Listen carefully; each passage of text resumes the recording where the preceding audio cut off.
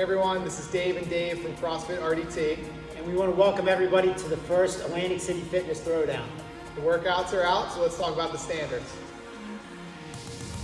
Event 1 is called free parking, which is 3 rounds per time with a 12-minute time cap of ascending calories on the assault bike, double unders or single unders, and descending reps of barbell power snatches.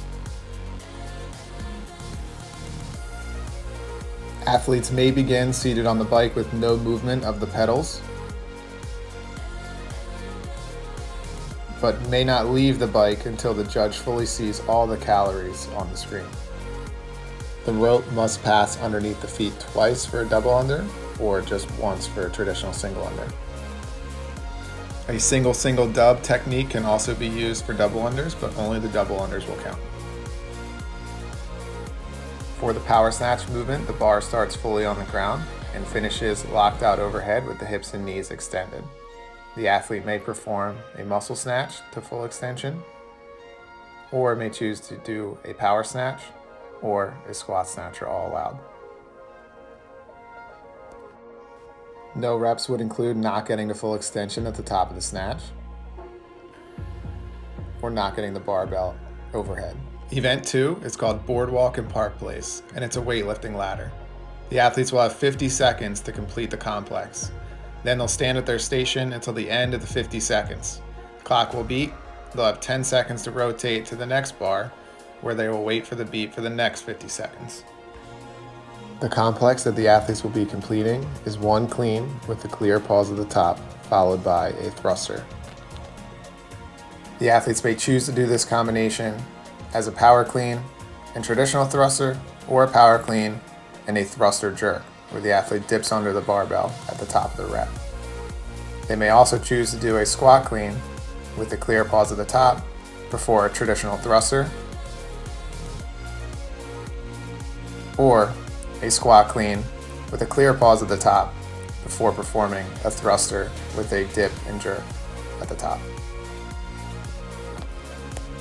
Athletes cannot combine the clean and the thruster into one singular squat clean thruster. After the clean portion is completed, the athlete may not pause at any point during the thruster, as momentum must be maintained. Another variation that's not allowed is during the thruster completing a double bounce technique, as the barbell needs to continue in an upward motion with your momentum. When viewed from the side, a good rep finishes the clean with full extension, goes through a full below parallel squat, and finishes the thruster portion with full extension again, with the barbell overhead. Event 3 is a chipper, called Roll the Dice. This workout starts with the athlete seated on the rower, not holding the handle. After 1,000 meters have been completed, the athletes will move to the box for burpee box jump overs or burpee step up and overs. The chest and thighs must touch the ground on every rep. The athlete must jump facing the box and land on the box with 2 feet and step down. No reps for this movement would include not getting your chest all the way to the ground, jumping up with a 1 foot instead of 2 foot hop, or continually jumping off the box as a step down is required. Also, the hands may not touch the box at any point. Any variation of the step up may be completed. The hand may touch the knee as long as both feet touch the box. Next is the goblet squat. The athlete must pick up the dumbbell to fully extend a position at the top before going to a below parallel squat and standing back up all the way to full extension. Do not drop or throw the dumbbells in any way. Next is the dumbbell shoulder to overhead movement.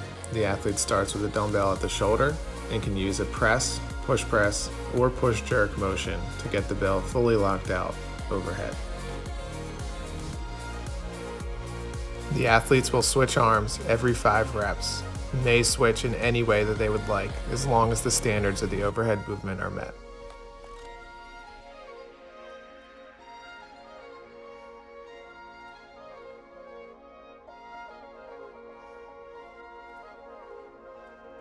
To finish the workout, the athletes have a single arm dumbbell overhead walking lunge. The bell must be fully overhead before they start the lunge, and the trailing knee must tap the ground and stand up to full extension between reps. When starting and finishing a 25-foot length, the athlete only needs to make contact with the tape, not fully clear the tape. Athletes will complete 5 lengths of 25 feet back and forth where they continue to switch arms every 25 feet at the line. The rookie division will complete a front rack dumbbell walking lunge in any method as long as the dumbbell is being held at the chest. Then we finish with a floater called luxury tacks. The athlete starts with toes to bar, hanging from the bar with fully extended shoulders and elbows, getting the heels behind the bar, and tapping both toes to the bar at the same time at the top of the rep. The hanging knee raise variation starts hanging from the bar in the same way, with the knee reaching above the crease of the hip at the top, and at the bottom the heels getting behind the bar, just like the toes to bar. Some no reps for the toes to bar would include not getting your heels behind the bar at the bottom of the rep, not touching both toes to the bar at the top of the rep, or staggering the touch of the bar instead of hitting the feet at the same time on the bar. Next, the athlete will move to the D-ball cleans, where the goal is to get the ball from the ground up and over the shoulder before turning around and completing your next rep. Athletes can use a variety of methods, including a clean right to the shoulder, or bear hugging it at the knees before tossing it up and over the shoulder, turning around for the next rep. No reps for the D-ball cleans would include the ball going around the shoulder instead of up and over the top of the shoulder, or this type of stepping pattern where the athlete does not make an attempt to turn around in between reps. Or a method where the athlete does not attempt to stand and get the ball up and over the shoulder. This would be not allowed. In any remaining time, the athlete will complete as many chin over bar pull-ups as possible. A traditional kip is allowed, where the athlete comes to full extension at the bottom and reaches their chin clearly over the bar at the top. A butterfly kip is also allowed as long as the chin is above the plane of the bar at the top. Some no reps for the pull-ups would include not getting to full extension of the elbows at the bottom of the rep, or not getting your chin clearly over the bar at any point during the rep. For the jumping pull-up variation, a platform will be built underneath the athlete's feet to measure 10 inches below the bar for the men and 8 inches below the bar for the women. Bounding reps like these are not allowed. We're looking for the athlete to have full control and extension at the bottom and get the chin over the bar at the top.